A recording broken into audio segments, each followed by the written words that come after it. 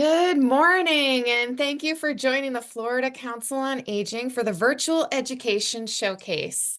The time is now 10 a.m., and so we're going to go ahead and get started as people continue to drift onto our screen here. I want to welcome you all. My name is Colette Valley, and I serve as the Chief Operating Officer for the Florida Council on Aging. Thank you for joining our webinar today. Our session is being recorded. All registrants will receive a link to the video, and that link will be open for 30 days in case you want to replay or share the session. The FCOA Board of Trustees and the management firm are happy to host monthly webinars as an opportunity to bring members and partners together to share information and best practices. All attendees will be muted.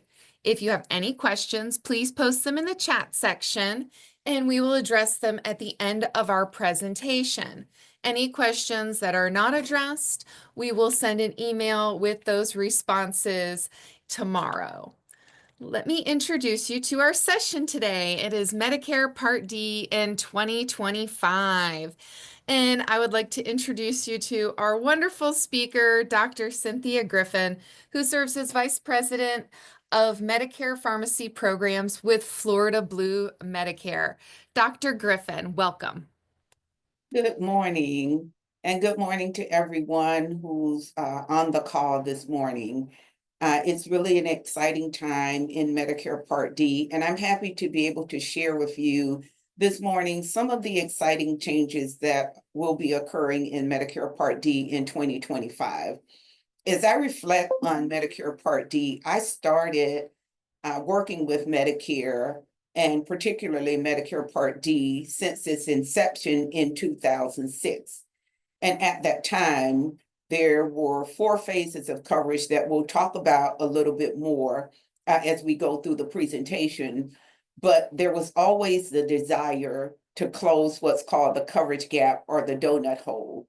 And here, some 19 years later, we're finally excited to say that in 2025, that donut hole will be closing. And it is particularly interesting in terms of the timing because it is now that we're starting to see a lot of the baby boomers aging into Medicare. So the timing of the changes is really critical to support access and affordability of prescription drugs. So let's go to the first slide. And we can start talking about what's happening with Medicare. So just a little bit of background on Medicare Part D. Medicare Part D is the prescription drug component of the Medicare plan.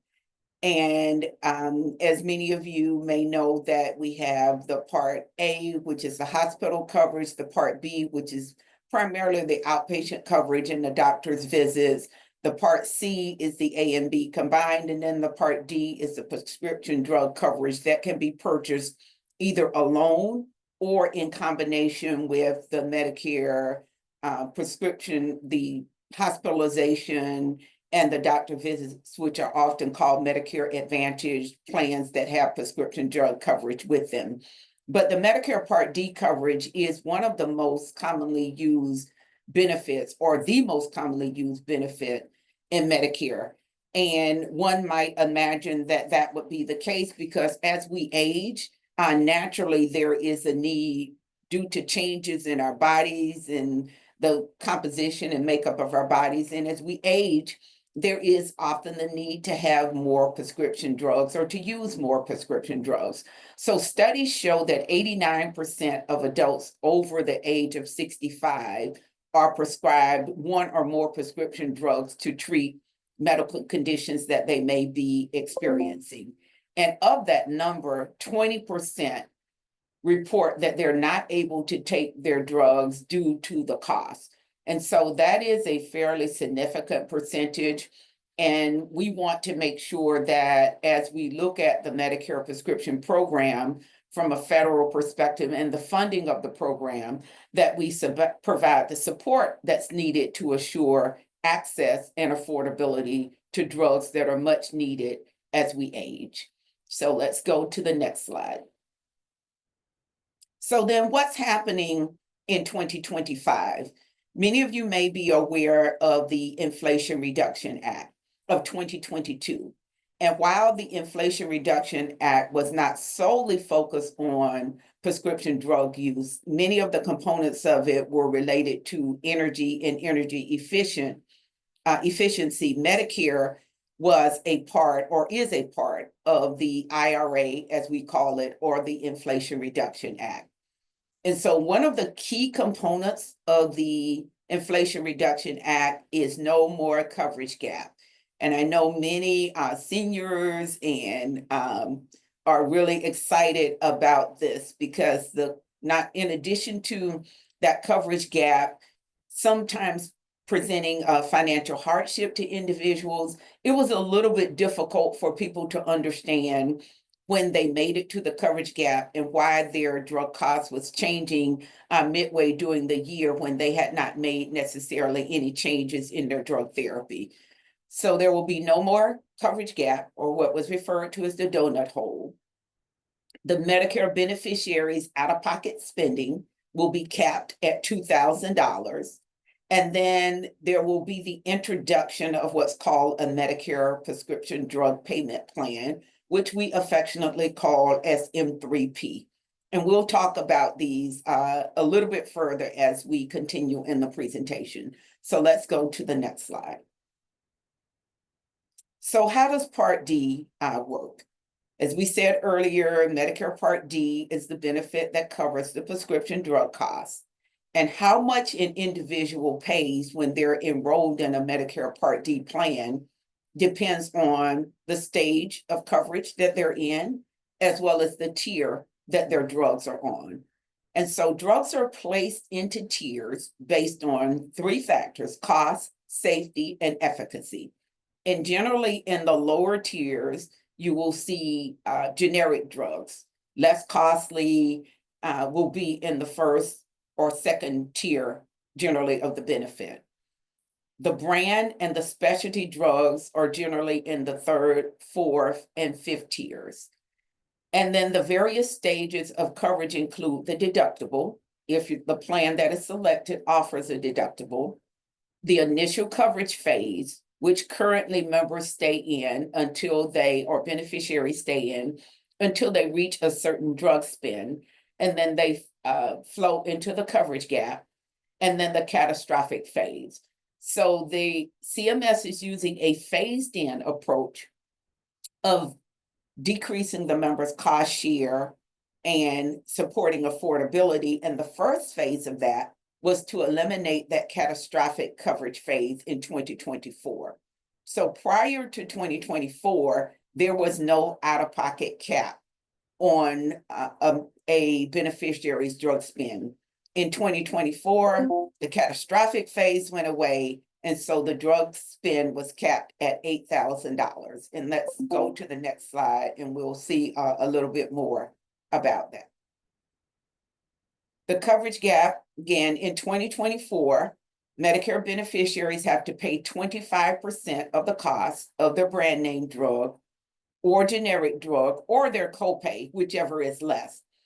And depending on the plan that they are enrolled in, some plans will offer a $0 generic drug cost through the coverage gap, or some plans may offer a set copay amount or coinsurance that's less than 25% during the coverage gap. However, the basic makeup is that beneficiaries will pay 25% of the cost until they reach $8,000 in out-of-pocket costs. So here's an example of how that works. Say you're a member with chronic obstructive pulmonary disease or COPD, and you need a brand drug, and we'll use the drug Trelegy, for example, and it's on tier 3 of your approved drug list. And let's say you're enrolled in a plan that does not have a deductible. So during your initial coverage stage, you pay the required copay of, say, $40 for the medication. And you pay that until you reach the coverage gap.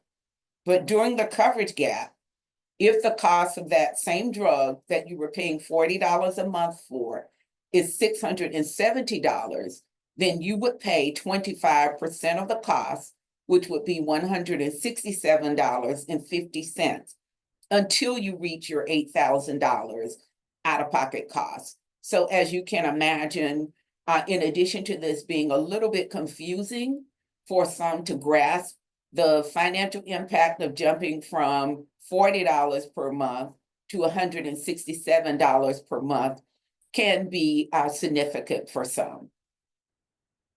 All right, so let's go to the next slide. So what's happening then in 2025? The Part D benefit will be greatly simplified. There will be 3 stages of coverage, potentially.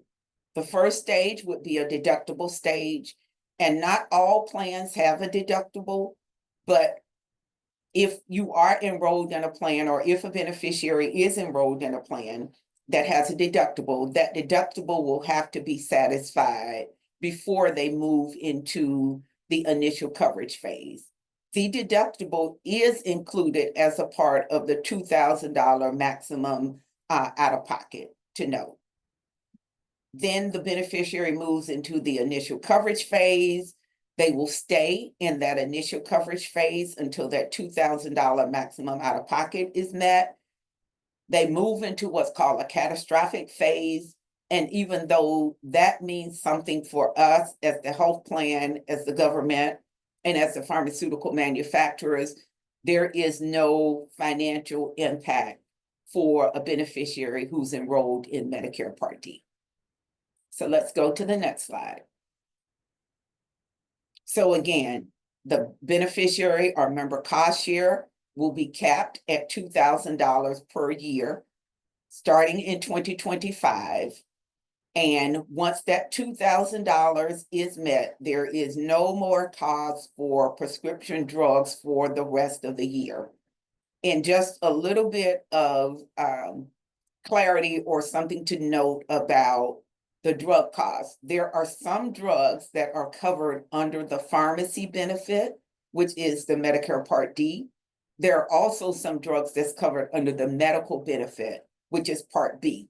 So for example, if a drug has to be administered by a provider, either in the provider's office or at a treatment center, and it is covered or eligible for coverage under the medical benefit or Part B, the plan may still require a cost share of those. Currently, the federal allowance for that or requirement for that, as well as most of the Medicare Advantage plans, is a 20% cost share.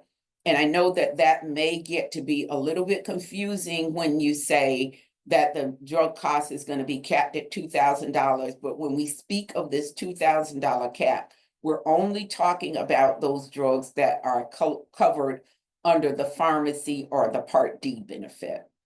Okay, so let's go to the next slide. So what are some changes that you might see or a beneficiary might see as a result of what's happening in 2025? Number one, you may see some changes to the prior authorization, either drugs that require prior authorization or the criteria that are used to authorize drugs that are covered. And again, the focus on this is on assuring cost, effectiveness, safety, and efficacy of the drugs that are being prescribed. You may see some changes to the medication guidelines. So for example, some drugs may have quantity limits or other things associated with them. You may see some changes in your premiums or copay. In some instances, premiums may increase. Some instances, premiums may decrease. And you may also see that some of the plans are requiring now on the 3rd, 4th, and 5th tiers a co-insurance, where as opposed to a previous copay for some of those drugs that may have been covered under the 3rd or 4th tier previously. And as a result, you may see a decrease in the number of plans offered, because there is quite a bit of financial liability that's being pushed to the plans as a result of the members' cost share being decreased or the beneficiaries' cost share being decreased. Some of the carriers have decided to either scale back on the plans that they offer or to get out of the market altogether. So those are a few things that you might see happening as a result of the changes. Let's go to the next slide. So the Medicare prescription payment plan is also something that's being offered. And this is something that's new with Medicare Part D and has been a requirement for all carriers who offer Medicare Part D plans to implement. And I'm going to walk through how this works. It is a great benefit for those who have high drug costs, and it's definitely something new in the Medicare industry that will be beneficial to beneficiaries to help support affordability of their drugs. So what the Medicare prescription payment plan, or the M3P as we refer to it, allows individuals to enroll in a plan that will help them and allow them to pay their prescription drug costs, spread it out over a year, as opposed to having to experience high drug costs at the pharmacy, at the point of service when the drug is needed. And we're going to go into some examples and talk more about how the program is designed to work. So let's move to the next slide. So what is the Medicare prescription payment plan? It is an opportunity for a beneficiary to set up a payment plan, much like you would do with a credit card or any other arrangement where you're able to pay your costs over time. You're able to spread out the prescription drug costs over the year instead of paying them all at once as a pharmacy. All Medicare Advantage plans, as well as prescription drug plans, must offer this as an option beginning on 1/1 of 25. So let's move to the next slide. So who should choose then the M3P, or the Medicare prescription payment plan? It really is not a good fit for everyone, but those who are likely to benefit would be individuals who have high drug costs at the beginning of the year, but it may not be a good option for individuals who either pay the same amount for their medications every month, who have lower drug costs, or who may have higher drug costs throughout the year. So an example of, say, an individual only takes 2 generic drugs, and those drugs are, $10 a month or $15 a month.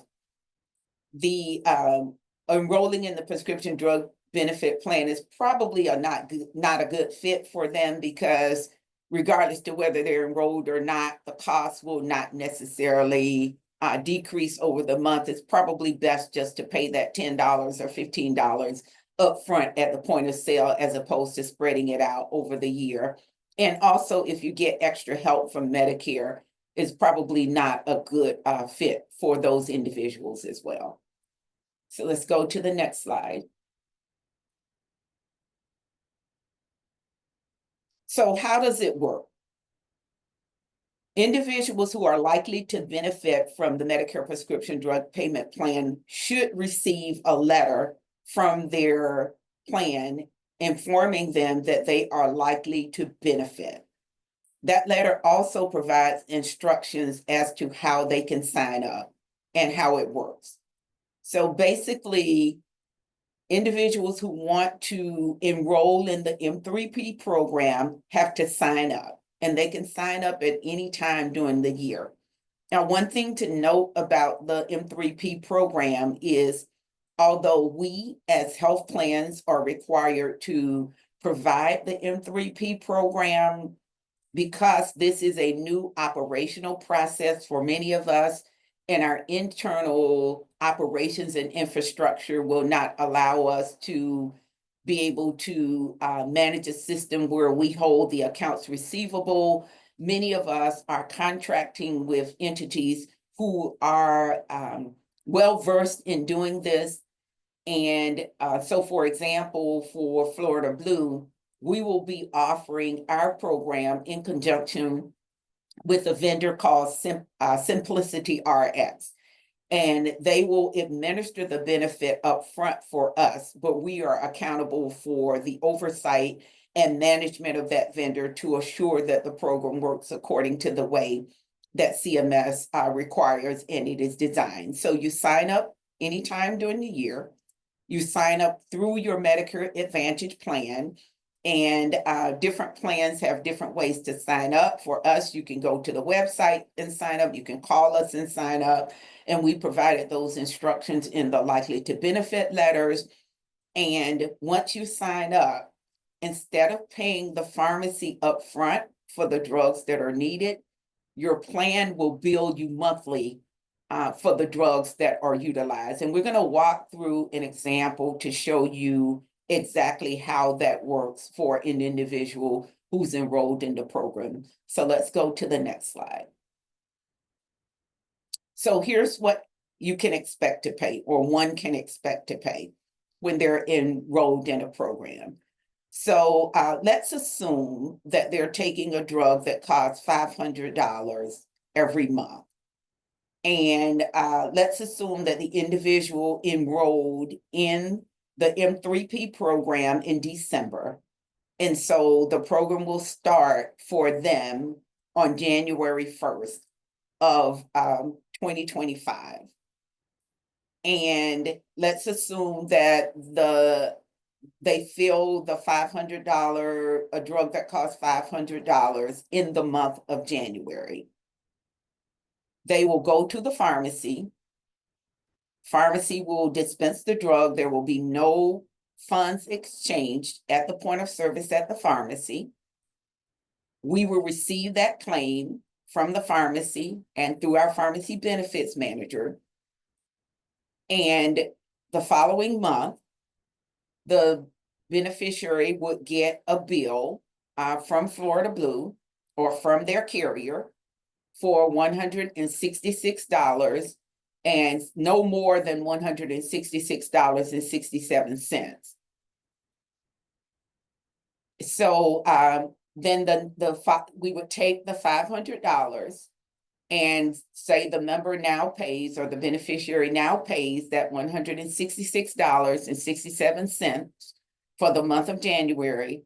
They have a remaining balance of $333.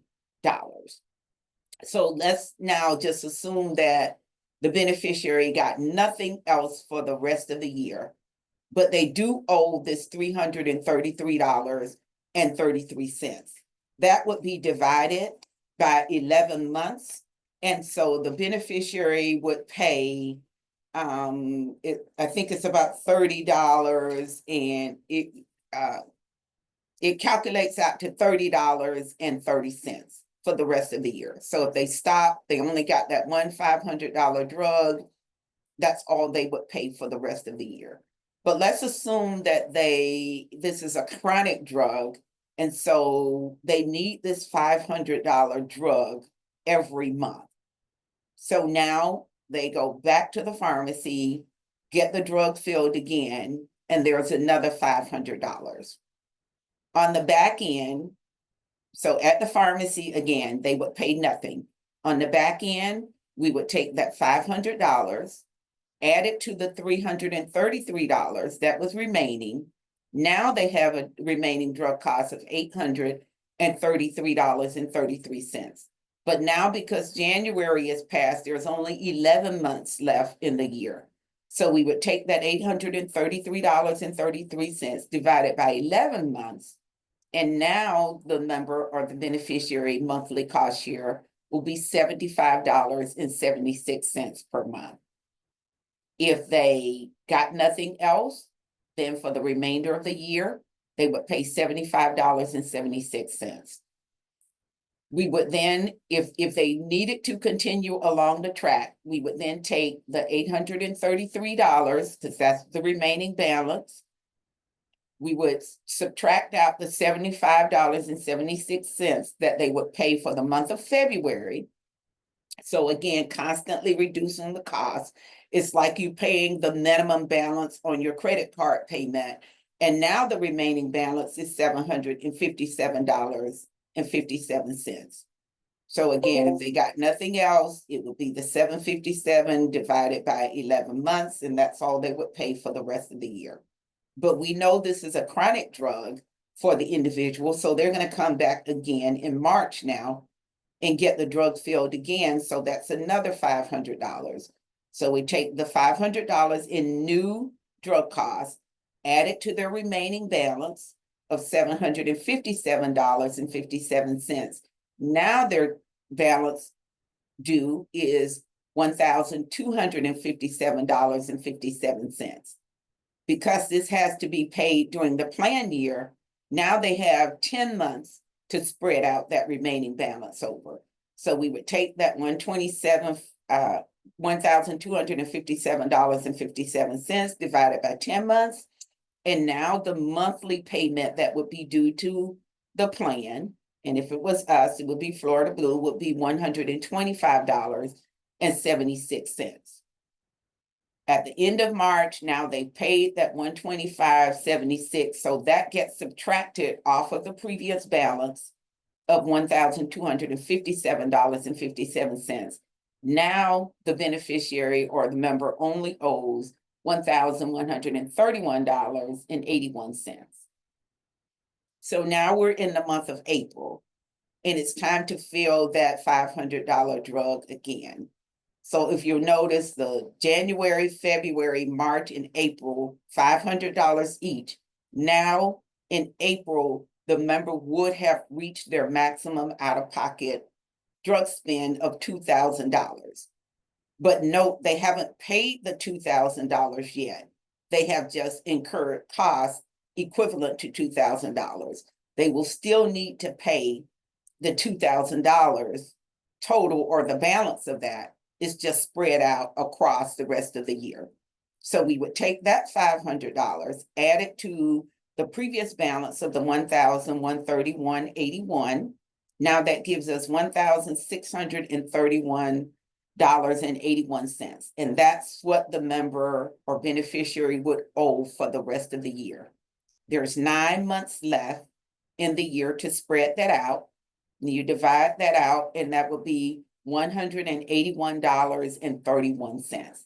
And that is what the beneficiary would pay from April through the end of the year to satisfy their $2,000 maximum out-of-pocket cost.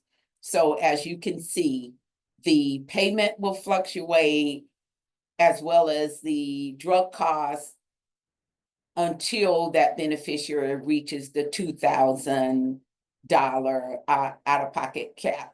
And there is no income cap on the $2,000 out-of-pocket max. It is $2,000 across the board for individuals who are enrolled in a standard Medicare Part D plan. Now, for those who receive extra help from Medicare, their $2,000 or their amount, their maximum out-of-pocket might be less than $2,000, but there is no upper income requirements that would require an individual to pay more than $2,000 out of pocket. So unlike the IRMA or the income adjustment that occurs for Part B and other premiums, it does not apply to the $2,000 out-of-pocket cap. All right, let's go to the next slide. And that is it. So are there any questions? I was able to catch one of the questions from the chat, but if there are other questions, I'm not able to see the chat now. Let's see. There are no other questions. No other questions. Not at this time, but I might have some. Okay. So if you wanted to answer the one that's there is there any income cap on the $2,000 out-of-pocket costs? So I think I've already answered that one, and the answer is no. Okay. So how is CMS and the Medicare Part D plans educating consumers about these changes. They received avalanches of information during open enrollment that is now over. And so now it's the time for people to fully understand what they've gotten themselves into and what's going to be happening for the new year. So how is that going to proceed? So for for individuals who are likely to benefit, those who meet the criteria, say they have high drug costs over the year or at the beginning of the year, they will receive a letter separate and aside from their enrollment packet, or separate and aside from all of the other mountains of material, as you have indicated, that they receive doing AEP, letting them know that they are likely to benefit. And it's a pretty simplified letter that explains how they can enroll and that this program might be available, that they are allowed to spread their drug costs over the year. That letter also has information with a phone number of how they can contact the plan that they're enrolled in if they have questions. It also should have reference to the plan's website that they can find out information on the website about the program, what it means, whether they would benefit, and how they could enroll and what it would mean for them over the course of the year. So those are the primary ways. Also, our agent, broker, sales community has also been educated. So as they engage beneficiaries to either sign up new for Medicare or those who may be renewing with Medicare, that they are well equipped with the information that they can educate beneficiaries how to utilize this benefit that is being offered. Great. A lot of our folks here in Florida tend to utilize the Shine program. Um, and so we know that they have been really busy during open enrollment as well. And so I am going to assume that if people have questions about their personal coverage, to contact their provider, but also the Shine program would be available for them to ask any questions or address any concerns they may have with their what they signed up for. And that's correct. Yeah, so is there a chance so if somebody found themselves in a wrong Medicare Part D plan come January 1st and they are super full of anxiety and not understanding what these choices are, or they need to make a change, is there a way for people to make a change in their Part D plan after the first of the year? So there is the OEP, or the open enrollment, and in certain select examples or instances, there are criteria individuals are able to change, but it has to meet certain criteria. So the recommendation is to really have the research done up front so that the right choices are made prior to the end of AEP, which is already occurred. And I believe, I'm trying to remember the specific date, but really to try to make sure that those selections are made appropriately up front. The good part about this benefit that will be offered going into next year is that there is the $2,000 cap. And, while $2,000 still, it can be a significant amount, it does at least limit the beneficiary's responsibility, thinking if you compare it to where they were previously with the $8,000 out-of-pocket cap. So that helps some with that. But again, there are situations they would just have to meet the criteria in order to be eligible to switch plans during the OEP period, which begins at the beginning of the year.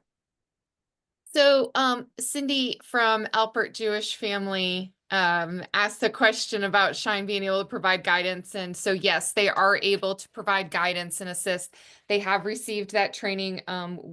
We're aware of that as well here at the Florida Council on Aging. And so they would be able to assist consumers that may have questions about their personal plan or what have you. My other question is, have the pharmacies and the physician's offices been adequately informed about these changes? I know sometimes there's a disconnect between the trifecta of pharmacy, doctor, and health plan, and sometimes that can delay care or delay access to certain medications. Was all this information pushed out through the medical associations and the pharmacy associations to help them serve their, consumers, their clients better? Yes, so there have been many educational efforts over the year. The providers have been educated about the Part D changes and the out-of-pocket cap. The pharmacies have also been educated, and the pharmacies are required to also notify beneficiaries at the point of service about the availability of this program.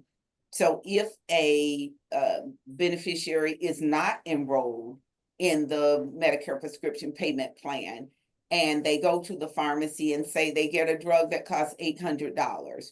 The pharmacy at that time is have been informed that they are to educate and inform the member that they don't have to pay all of that up front if they don't desire. They can enroll in this plan and to contact their individual Medicare prescription drug payment plan in order to find out more details about how they can enroll to get their drug costs spread out over the year. So all of that has occurred, and there have been multiple waves of education that have gone out to those different groups, and different plans are approaching it differently. We've had several communications to our pharmacies, several communications to our providers, and we are planning one more at the beginning of the year just to remind those pharmacies that may have either forgotten or overlooked it or not realized or paid attention that it is effective 1/1 of 25. So we do have a question about the steps to get drugs covered if they're not on the formulary that consumer has selected for their year. Okay, so that is really no different than what is currently happening with any Medicare prescription payment plan. Individuals are eligible or able to request drugs that are not normally eligible for coverage under the Part D benefit.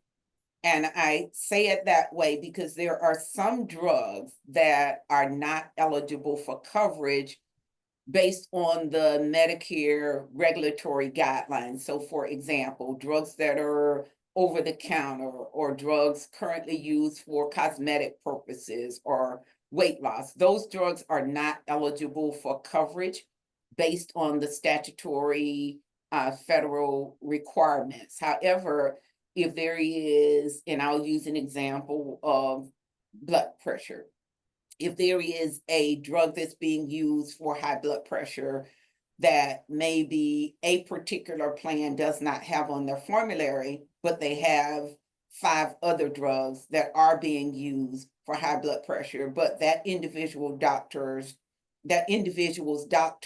has determined that the particular drug that they need, none of the others on the formulary will work. There is a formulary exception process.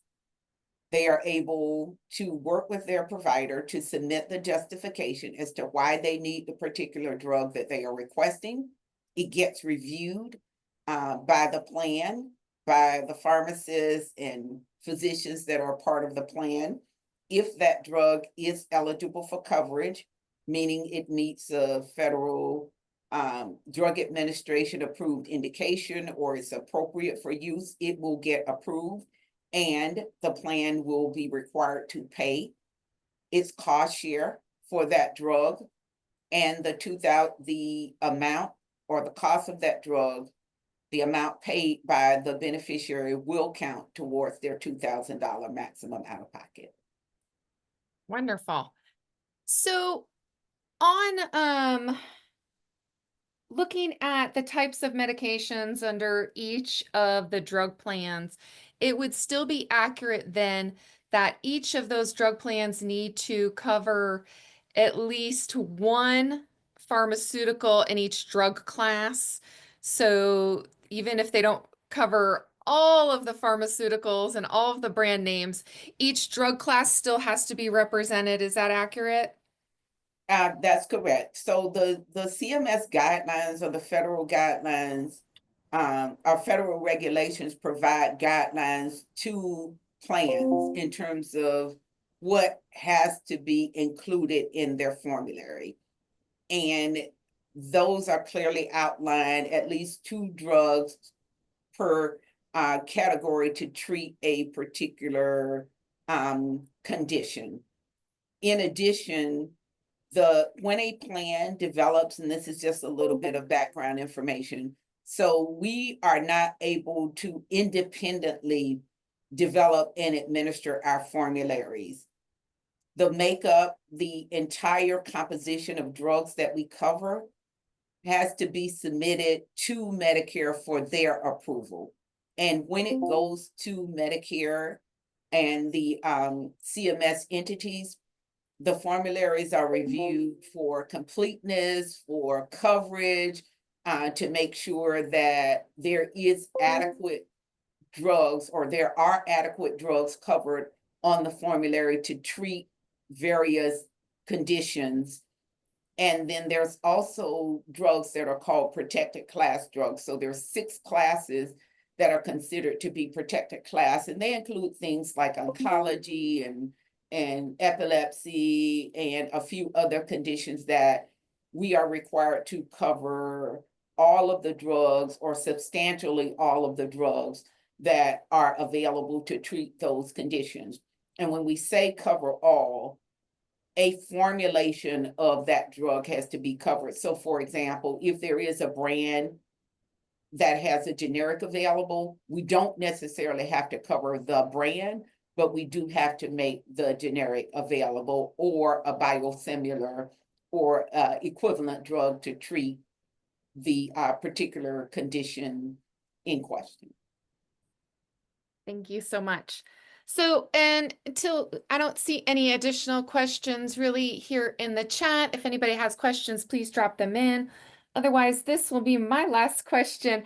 How often can a health plan change their formulary during the plan year? So we can make positive changes, meaning the addition of drugs, monthly during the plan year. We can also make changes to coverage of or substitution of a generic for a brand during the plan year. But what we are not allowed to do by federal regulations is to remove coverage of a drug unless it is specifically approved by Medicare.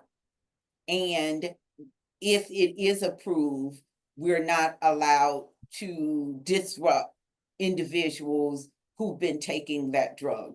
So let me give you an example of that.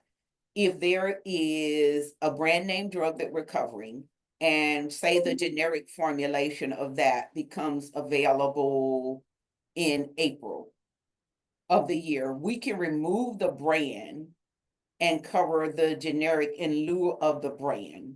That is an acceptable change. However, if we were covering, say, Januvia for diabetes, and we just decided that we no longer want to cover Januvia any longer, that would be considered a negative change, and we would not be able to make that change based on the federal guidelines. So you can substitute in a generic for a brand, but you can't remove a brand drug unless there is a recall from a manufacturer or something else that would impact the safety or efficacy of that particular drug, and it has to be approved by Medicare. And so that can actually work in some folks' favor. So if they have new medications prescribed during the year, maybe their formulary doesn't cover it when they're first prescribed, but that might change over the course of the year. So it is important, I hear you saying, for people to check in on their plan to ensure that they are receiving all the benefits that they're entitled to on a regular basis. That is correct. And as providers of Medicare Part D plans, we are required to update our formulary publication on our websites monthly. So we encourage individuals to go out and take a look to see what new things may be added, because to your point, we do add drugs throughout the year, either based on new drugs being introduced to the market or other changes. Say, for example, we were covering a particular drug and now the manufacturer is having difficulty supplying it. So we're seeing drug shortages in a particular area. We may add something else to make sure that there will be no impacts to access as a result of the manufacturer not being able to supply those drugs. And I see a question from Katie in the chat. Is it possible to be covered under both B and Part D? And there are some drugs that are considered as B or D. So let me give you an example of that. For whenever a beneficiary has a transplant, if that transplant was covered by Medicare, the actual medical cost of the transplant, Medicare requires us to cover the drugs to prevent rejection of the transplant under the medical or Part B benefit. However, if that same drug, same category of drug, is being used for something other than transplant, or if it's being used for a transplant that was covered by a commercial carrier, then it could be covered under the Part D benefit. So there are situations when a drug could be covered under B or D, either depending on the diagnosis, criteria, like I've mentioned, whether the transplant was covered by Medicare or a commercial carrier, or if a beneficiary has end-stage renal disease, if they're in hospice. There are certain rules as to which benefit the drug would be eligible for coverage under. One example also is insulin. For example, insulin, if it's being self-administered for injection subcutaneously under the skin, is covered under the Part D as in dog benefit. However, that same insulin, if it's being used, infused via an insulin pump, it's covered under the B as in boy benefit. And I know sometimes that can get to be a little bit confusing, but you take the example of insulin. So the insulin being infused in the pump, it's limited now to $35 per 30-day supply, but that does not count towards the $2,000 maximum out of pocket because it's covered under the B as in boy benefit.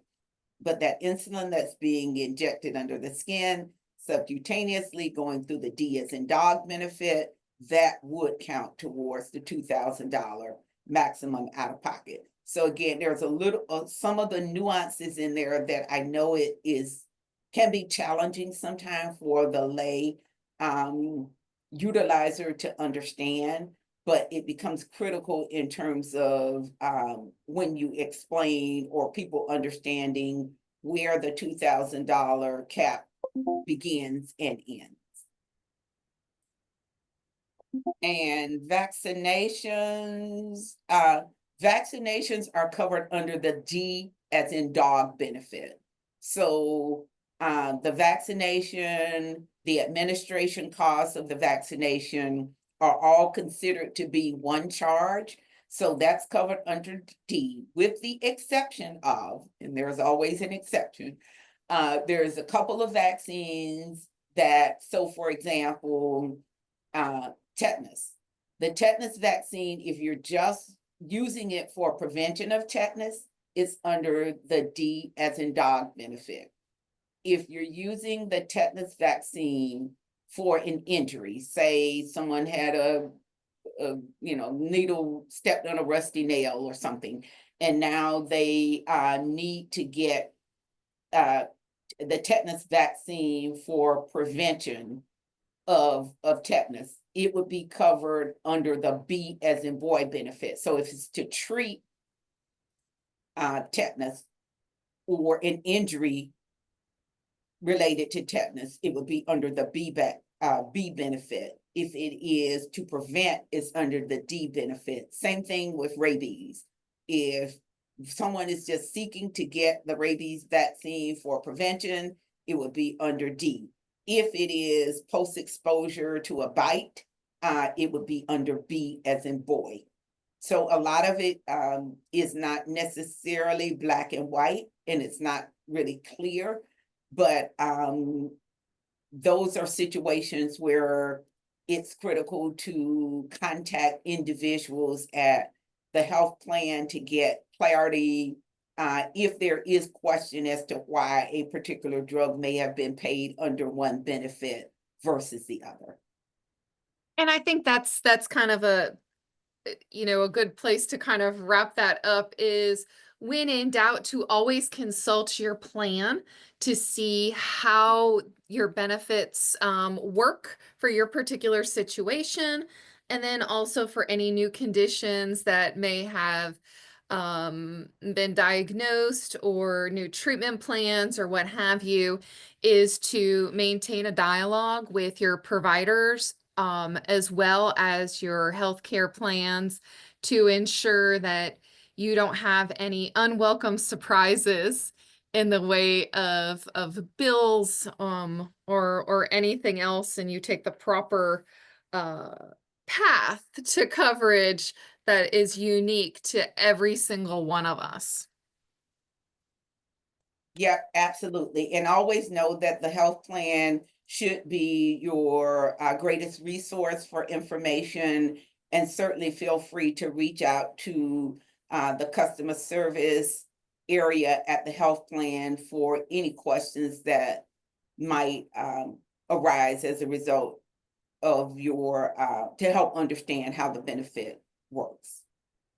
Well, this was information dense and very helpful. We're so excited that this has been recorded so we can go back and listen to it again and continue to grow our knowledge in this area, especially with all of these new changes. I want to thank Florida Blue and Dr. Griffin for joining us today on our call. This has been a very informative session, and I look forward to seeing you again on a future call. If anybody has any additional questions, we will be sending out an email with a link to the video, and you can drop your questions there, and we will reach back out to Dr. Griffin and Florida Blue and see if we can get those answered for you. And we'll post all of that information on our website and notify you as well. Thank you, Dr. Griffin, and thank you, everybody. Have a wonderful holiday. Thank you, and you as well. Bye-bye. Bye bye.